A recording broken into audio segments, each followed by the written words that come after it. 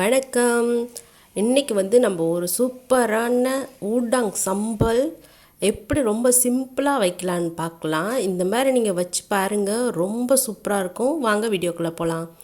தேவையான பொருட்கள் என்னென்னு பார்த்தீங்கன்னா, பூண்டு பூண்டு வந்து நான் ஒரு 7 பல் 2ஆக வெட்டி வச்சுருக்கேங்க. அப்புறம் ஆனியன், சின்ன வெங்காயம் வந்து ஒரு 7லேருந்து 8 வரைக்கும் எடுத்துக்கலாம், சின்ன வெங்காயம். அதுக்கப்புறம் இஞ்சி பார்த்திங்கன்னா அது மாதிரி 2 பெரிய துண்டாக 2 எடுத்துக்கோங்க. இந்த இஞ்சி, பூண்டு, இந்த சின்ன வெங்காயம் இதை தட்டி போடுறப்போ அந்த சம்பளோட வாசமே ரொம்ப நல்லாயிருக்கும். நம்ம அரைச்சி போடுறத விட இந்த மாதிரி தட்டி போட்டிங்கன்னா சம்பளுக்கு வாசம் ரொம்ப சூப்பராக இருக்கும். இப்போ எல்லாத்தையுமே நான் இடித்து வச்சுட்டேங்க. இப்போ இது கூடவே வந்து ஒரு மீடியம் சைஸ் வெங்காயம் 2, பெரிய வெங்காயம் இருந்துச்சுனாலும் நீங்கள் நல்ல பெரிய வெங்காயமாக இருந்தால் போட்டுக்கலாம். அதுக்கப்புறம் தக்காளிங்க, ஒரு 3 தக்காளி எடுத்து வச்சுருக்கேன். வந்து நல்லா எண்ணெயை சூடு பண்ணிக்கலாம்.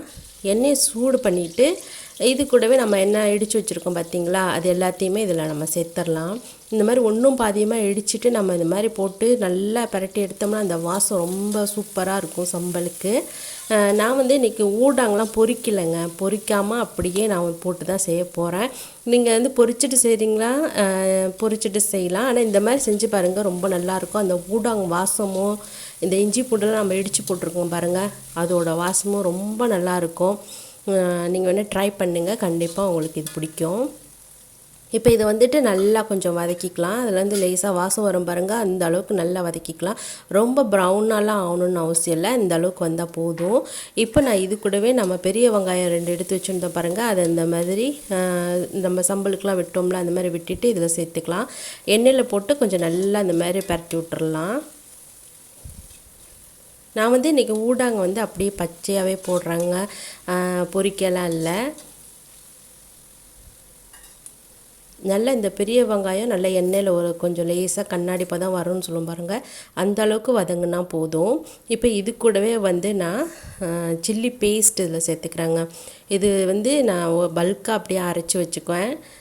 எப்படின்னு பார்த்திங்கன்னா, நம்ம எப்பவும் போல் தான் காஞ்ச மிளகாயை நல்லா வெட்டிட்டு உள்ளே இருக்க விதையெல்லாம் எடுத்துட்டு அதுக்கப்புறமே நம்ம சுடு தண்ணியில் போட்டு நல்லா கொஞ்சம் ஒரு கொதி வர வரைக்கும் கொதிக்க வச்சுட்டு ஒரு கொஞ்சம் நேரம் மூடி போட்டு மூடி வச்சிடலாம். இப்போ பார்த்திங்கன்னா இந்த ஸ்கின்லாம் நல்லா சாஃப்டாயிரும். அப்புறம் எடுத்து பிளெண்டரில் போட்டு பிளெண்ட் பண்ணிக்க வேண்டியது தான்.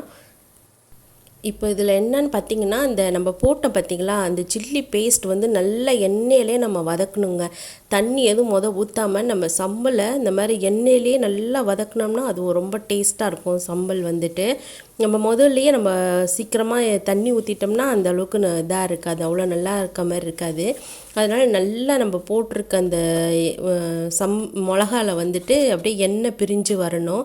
அந்த மாதிரி நல்லா மாதிரி அடிக்கடி கிண்டி விட்டு நல்லா வேக வச்சிடலாம். தண்ணி நான் சேர்ப்பேதாங்க, ஆனால் இப்போ சேர்க்க மாட்டேன். கொஞ்சம் பின்னாடி இன்னும் நல்லா சுருண்டு வந்து அதுக்கப்புறமா தான் நான் வந்து தண்ணி சேர்த்துப்பேன். பாருங்கள், நான் போட்டது எல்லாம் அப்படியே திக்காக பாருங்கள் எவ்வளோ பேஸ்ட் மாதிரி வந்திருக்கு பார்த்திங்களா. இந்த அளவுக்கு நம்ம சம்பளுக்கு வதக்கி விட்டுட்டு அதுக்கப்புறம் தண்ணி ஊற்றுனோம்னா சம்பல் ரொம்ப டேஸ்ட்டாக இருக்கும். இப்போ இது கூடவே நம்ம வெட்டி வச்சுருக்கோம் பார்த்திங்களா, அந்த தக்காளியை நான் இது கூட சேர்த்துக்கிறேன்.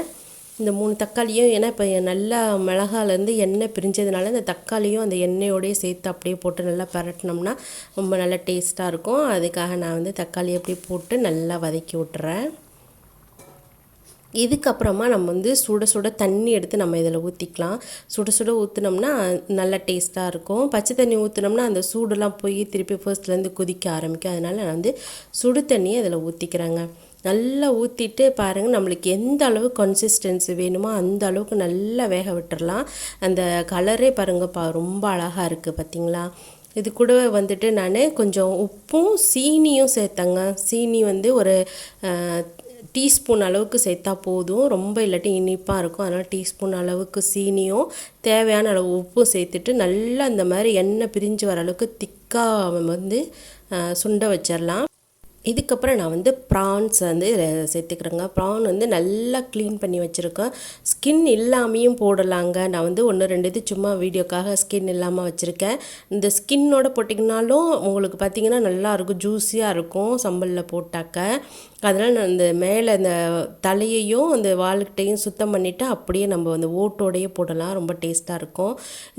ஊடாங் சம்பலுக்கு வந்து ரொம்ப தண்ணி மட்டும் வச்சிடக்கூடாதுங்க. ஏன்னா ஊடாங்கில் வந்து தண்ணி வெளியாகிட்டே இருக்கும். அதனால சம்பல் வந்து கொஞ்சம் நல்லா திக்காக வச்சுக்கோங்க. அதுக்கப்புறமா நம்ம ஊடாங் போட்டோம்னாக்கா அதுலேருந்து தண்ணி வரும். அப்போ கொஞ்சம் சம்பல் வந்து கொஞ்சம் தண்ணியாக மாறிடும். இப்போ வந்து இதை போட்டுட்டு ஜென்டிலாக நம்ம கிண்டணும். ஏன்னா நம்ம வந்து பொரிக்கல இல்லைங்களா, பொரிக்காமல் அப்படியே போட்டிருக்கோம். அதனால் சும்மா ஜென்டிலாக லேசாக கிண்டிட்டு இந்த மாதிரி தடவி விட்டுட்டு நம்ம வச்சிட்டோம்னா போதும். மூடி இருந்தால் நீங்கள் மூடி போட்டு மூடி வச்சுருங்க. நல்லா ஒரே ஈவனாக வெந்துடும் மூடி போட்டோம்னாக்க. இப்போ பாருங்கள் நல்லா அப்படியே வெந்துடும். திருப்பி ஒரு தடவை கிண்டி விட்டுட்டு அந்த மாதிரி ஊடாங் வேகிற வரைக்கும் நம்ம மாதிரி கிண்டி விட்டு ஒரு 2-3 தடவை மூடி போட்டுட்டு நம்ம வச்சோம்னாக்கா நல்லா வெந்துடுங்க.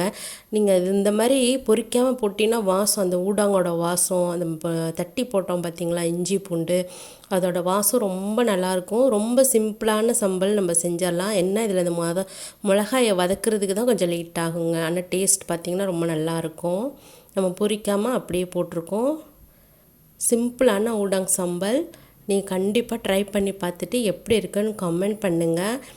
இல்லை இது வேறு மாதிரி இன்னும் செய்யணும், இது வந்து இந்த மாதிரி செய்கிறதோட இந்த மாதிரி செஞ்சிங்கன்னா நல்லாயிருக்கும் அப்படின்னு நீங்கள் சொன்னீங்கன்னா நான் அதே மாதிரி ட்ரை பண்ணிவிட்டு உங்களுக்காக நான் திருப்பி ஒரு வீடியோ போடுறேங்க.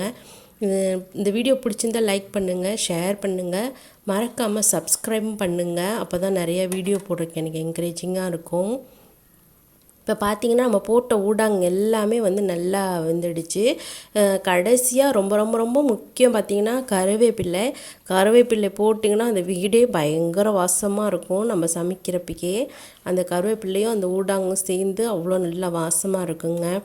ரொம்ப சிம்பிளான ஊடாங் சம்பல் தான், ட்ரை பண்ணி பாருங்கள். இந்த ஊடாங் சம்பலுக்கு வந்து நல்லா பர்ஃபெக்டாக இருக்குன்னா நம்ம வந்து நரக்கட்டின சாப்பாடு செஞ்சால் ரொம்ப நல்லா இருக்குங்க. நரக்கட்டின சாப்பாட்டுக்காக வந்துட்டு நான் பச்சரிசி இன்றைக்கி நான் எடுத்திருக்கேங்க. பாஸ்மதி அரிசியாக இருந்தால் இன்னும் ரொம்ப சூப்பராக இருக்கும். நல்லா ஊற வச்சுட்டு நான் பச்சரிசினால ஒரு 20 நிமிஷம் நல்லா ஊற வச்சுட்டு அதுக்கப்புறம் நான் ரைஸ் குக்கரில் இதை சேர்த்துக்கிறேங்க. நல்லா கழுவிட்டு அப்புறம் 20 நிமிஷம் அரிசி ஊற வச்சுட்டு அதுக்கப்புறம் நம்ம ரைஸ் குக்கரில் சேர்த்துக்கலாம்.